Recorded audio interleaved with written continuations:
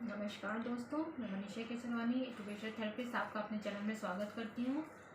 आज हम यहाँ पर सर्दी खांसी से रिलेटेड कुछ प्रॉब्लम को लेकर उपस्थित हुए हैं कि कैसे मौसम बदलने से जो व्यक्ति में सर्दी खांसी या थ्रोट इन्फेक्शन की प्रॉब्लम हो जाती है तो उसको हम नॉर्मल एक्यूप्रेशर के कुछ बिंदु के द्वारा, प्रेशर के द्वारा, शेप थेरेपी के द्वारा और कलर थेरेपी के द्वारा क्योर कर सकते हैं।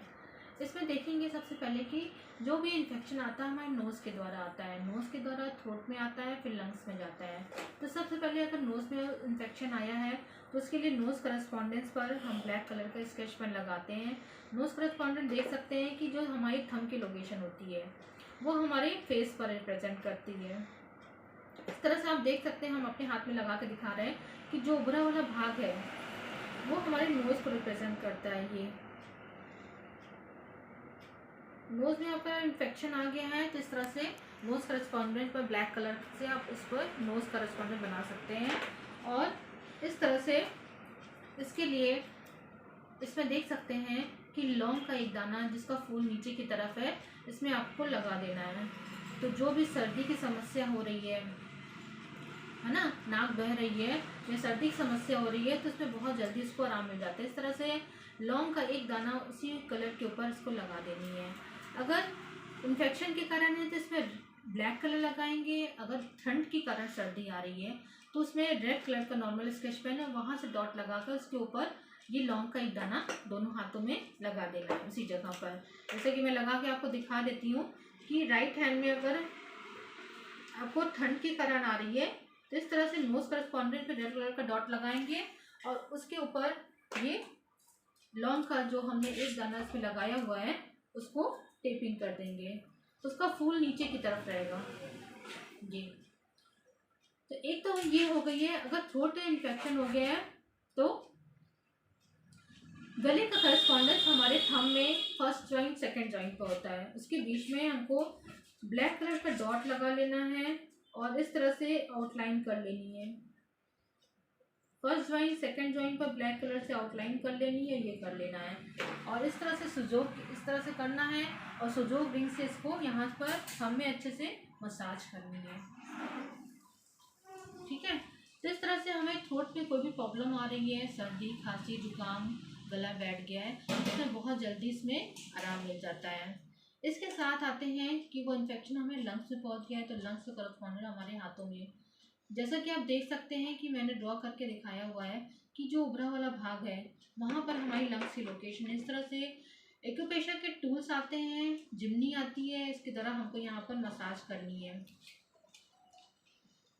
हथेली में ऊपर की तरफ यहाँ पर जब अच्छे से मसाज करते हैं तो जो सर्दी खांसी या कफ जम गया है, ब्रीथिंग प्रॉब्लम हो रही है, सांस लेने में दिक्कत आ रही है, तो वो सारा कुछ इससे बहुत जल्दी इसमें आराम मिल जाता है। इस तरह से आपको अच्छे से मसाज देना, प्रेशर देते हुए हथेली में पीछे की तरफ भी और आगे की तरफ भी। तो जब इसमें मसाज देंगे तो आपका जो कफ है, कोल्ड है, वो आपको उसमें बहुत जल्दी रिलीफ मिलेगा। इसके साथ ही आयुर्वेद में जो लंग्स हमारी मेरिडियन है वो राइट हैंड के स्मॉल फिंगर में आती है। जैसा कि आप देख सकते हैं नीचे रिजोर पे हमको ब्लैक कलर का आउटलाइन कर लेना है और इसमें मसाज करनी है। आप हाथ से भी मसाज कर सकते हैं या तो इस तरह से आपके पास सुजोग रिंग है तो उसकी तरह भी मसाज कर सकते हैं। तो जब आप मसाज करेंगे तो ये लंग्स का जो भी हमारी जो प्रॉब्लम आ रही है वो क्योर होगी। और यहाँ पर ट्विस्टिंग कर सकते हैं ब्लैक कलर की आउटलाइन लगा करके।